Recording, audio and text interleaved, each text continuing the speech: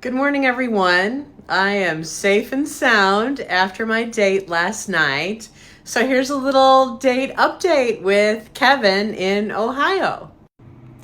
I'm in Ohio on a business trip, and I had my Bumble on travel mode, which is something that you can do. And, he happened to super swipe me, whatever that means. I guess you get a certain amount of super swipes a month, and he did that to me. So I'm like, oh, he must find me attractive. So we matched, and then we started chatting. And even though I'm traveling, sometimes it's nice to have a dinner companion, have a drink, whatever. It doesn't mean I want to hook up or anything. Although I'm sure some guys, would think that, but that wasn't my intention. So we met. He said, hey, what area of town are you staying? I told him there's a lot of great restaurants in Cuyahoga Falls, and he picked a restaurant, made a reservation, offered to pick me up, but I said I would prefer to meet him there. We met, and he was just the sweetest guy. He's a couple years younger than me. He's only been divorced about a year, which always makes me concerned. But we had a great conversation.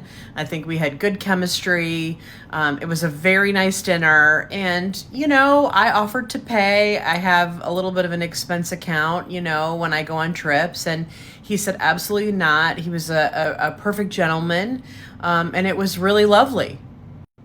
He asked me a little bit about myself and what I do for work and, all of those things. And I think he felt like, boy, we're pretty different, because I went to college, got my master's degree, have my own business.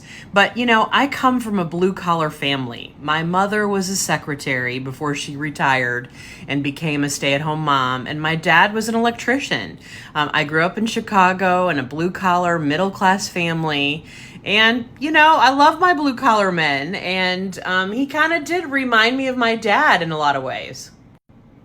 So I assured him that I told him my background as well, and I don't judge people based upon what they do. He's very successful, has a nice job, has his own home, own car, all of those things.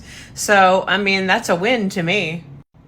He has never traveled out of the United States. He literally just saw the beach for the first time last year. So we have a few differences in that. And of course, we live pretty far from each other. So we'll continue to talk. I'm probably coming back here in early February, so we'll see. But all in all, a very enjoyable evening, a very enjoyable date, great way to pass the time. And I enjoyed him. He's a really sweet guy.